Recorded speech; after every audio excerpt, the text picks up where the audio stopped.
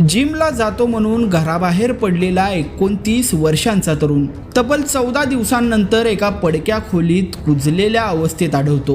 ही गोष्ट केवळ बेपत्ता होण्याची नाहीये, तर यामागे दडलेला आहे एक भयानक सुडाचा प्रवास।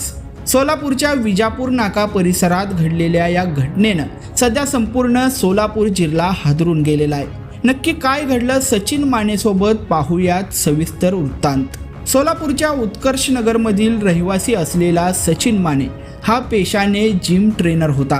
13 मार्च रोजी नेहमीप्रमाणे तो घराबाहेर पडला, पण नियतीला काही वेगळंच मान्य होतं। तो परतलाच नाही। घरच्यांनी शोधाशोध केली, पोलिसात धाव घेतली, पण अखेर 14 दिवसानंतर जे समोर आलंय त्याने सर्वांच्याच पायाखालची जमीन सरकवली आहे। 12 मार्च रोजी सचिन आणि एका मेजरमध्ये जोरदार वादावादी झाल्याची चर्चा सुरू आहे। याला कारण होतं अनैतिक संबंधाच्या संशयाचं। त्यानंतर 13 मार्च रोजी अर्ध्या तासात परत येतो असं सांगून घरातून बाहेर पडलेला सचिन हा बेपत्ता झाला। 18 मार्च रोजी संशय बळावल्यानं नातेवाईकांनी पोलिसांमध्ये तक्रार नोंदवली। त्यानंतर 27 मार्च रोजी पाटील नगरमधील एका ओसाड ठिकाणी गळफास घेतलेल्या अवस्थेत सचिनचा कुजलेला मृतदेह सापडला। सध्या या घटनेची आत्महत्या म्हणून नोंद झाली असली तरी सचिनच्या कुटुंबाने मात्र हा सरळ मर्डर असल्याचा दावा केलाय।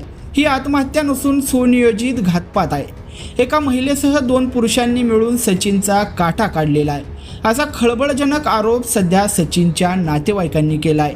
त्यानंतर मिळालेल्या प्राथमिक माहितीनुसार एका मेजरच्या पत्नीसोबत सचिनचे संबंध असल्याचा संशय हा आरोपीला होता आणि याच संशयाची ठिणगी पडली आणि त्याचं रूपांतर एका भीषण हत्याकांडात घडल्याची चर्चा आता या परिसरात रंगलेली आहे।